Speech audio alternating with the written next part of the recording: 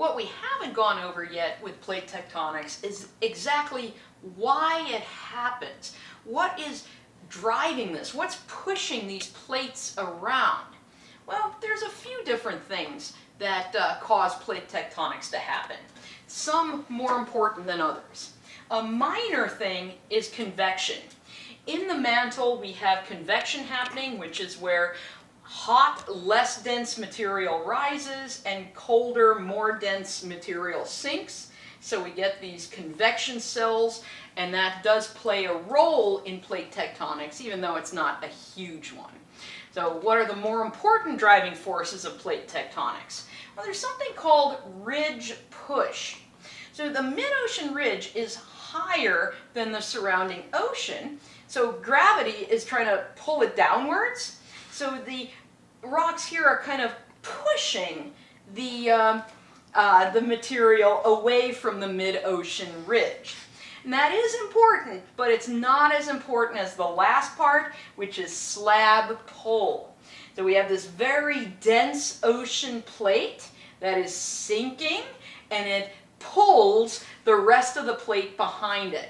I always say this is very much like when I'm fishing and I need to get my fishing line nice and deep in a deep lake. I put a dense lead weight on the end of my line, right? And then I throw it over the side of the boat, and that very dense weight pulls the rest of my fishing line behind it. Well, that's what's happening right here. That very dense plate is pulling, it's tugging the rest of the plate behind it.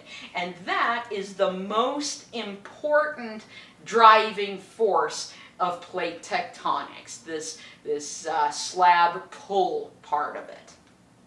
All right, so when we have these plates moving around, we have forces acting on the rocks, and these forces are going to create different kinds of structures. And the structures that we see in the rocks give us a clue of what kind of forces were acting on the area. So that means we can start reconstructing Earth history, right? And that's an important part of historical geology, reconstructing what happened in the past, including what forces affected the rocks. So let's have a quick review of structures. I know that was everyone's favorite topic in physical geology. And we're going to start with faults. Remember, faults are where you get a break or a crack in the rock, and then the rocks move on either side of that crack. Well, you can have a normal fault. That is from tensional stress. That's pull-apart stress. You can have a reverse fault. That's from compression, pushing together stress. And a thrust fault is a low-angle reverse fault. So that's a reverse fault that instead of steeply dipping into the earth, it's just a real gentle dip into the earth. And then there's your strike-slip faults, which are from shear stress. And this is where rocks simply slide alongside each other. They're not moving up or down in any way. So if we then look at plate tectonics with this, tensional stresses would happen at divergent, pull-apart plate boundaries. Reverse faults would tend to occur at convergent plate boundaries, and strike-slip faults would tend to be at transform plate boundaries.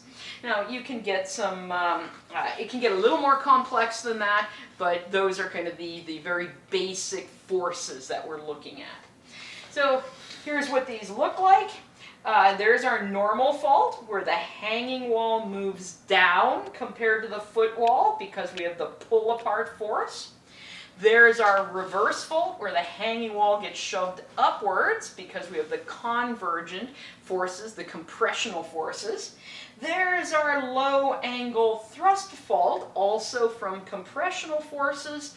And there's that strike-slip fault where they're just sliding alongside. There's no pushing up or down. Now, the other structures that can form from compressional, pushing together stresses are anticlines and synclines. And these usually are not isolated, usually where you have a syncline. The limb of the syncline is also the limb of an anticline, syncline, anticline. And these can come in various sizes. From that to, I've seen anticlines and synclines that are the size of a mountain.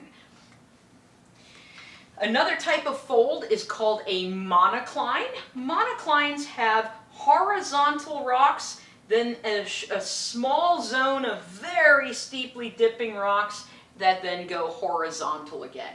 How do monoclines form? Well, these form where you have deep faults.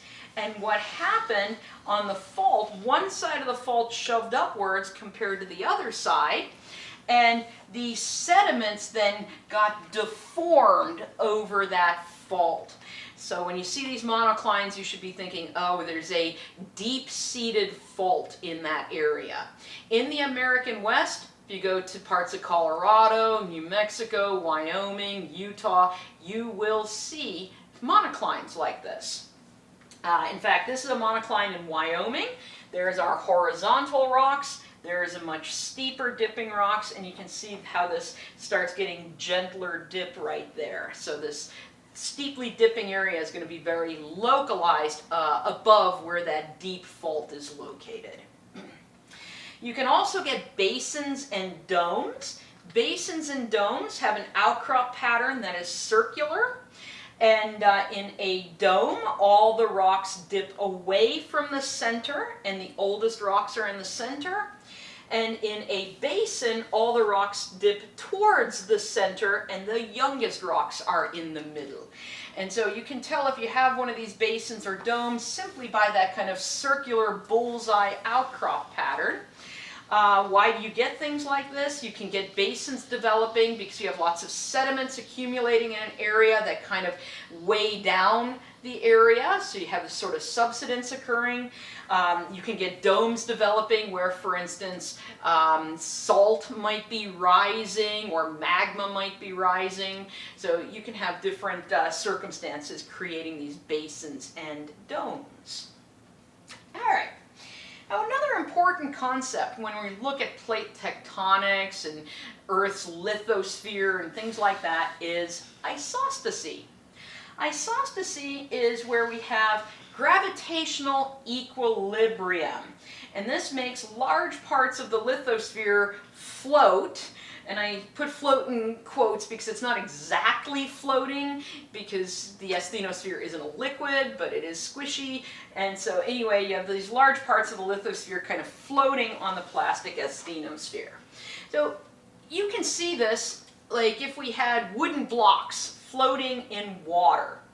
Where you have thinner blocks, you have less that's hidden under the water line. Where you have the thicker blocks, you have kind of more that's under there, right? Displacing more water. You have the same thing happen in the crust, in the lithosphere. If you have a big mountain on the surface, you're also going to have a mountain root underneath that. And that's why the crust in these mountain ranges, like the Himalayas, gets very, very thick.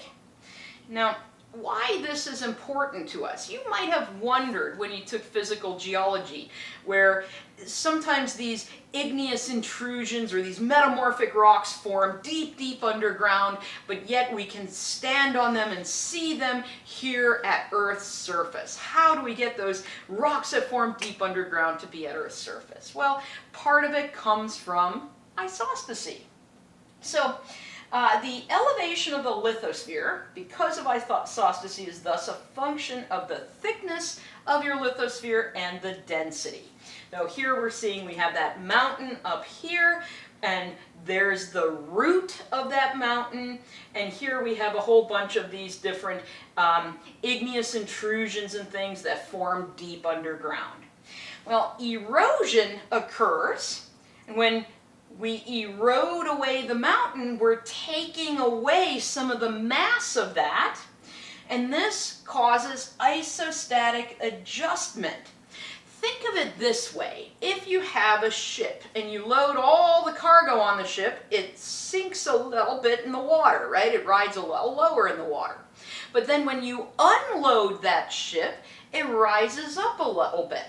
That's isostasy. So if we are eroding some of that mountain away, that's like unloading the cargo off a ship, so it's going to rise up a little bit. And that's what we see here. It's rising up a little, then we erode some more, it rises up a little more, and eventually those rocks that formed deep underground are exposed here at Earth's surface. And that's one of the reasons why this isostasy and this isostatic adjustment is important to us. It's how some of these rocks get revealed to us. And that then brings me to the random picture of the day. This is Nordkapp. This is in Norway. It is the northernmost point in Europe, and they have like a little monument up there at this northernmost point of Europe. What's neat about it is it's well north of the Arctic Circle, so in the middle of summer you get white nights, meaning the sun never sets. It doesn't get lower than that on like in summertime. So what you'll watch is the sun will come down towards the horizon, and then it'll go back up. And that's what happens during summer. Of course, this does mean in wintertime, it's so far north that in wintertime you have what are called the Mørketiden, which are the dark times, because the sun never rises.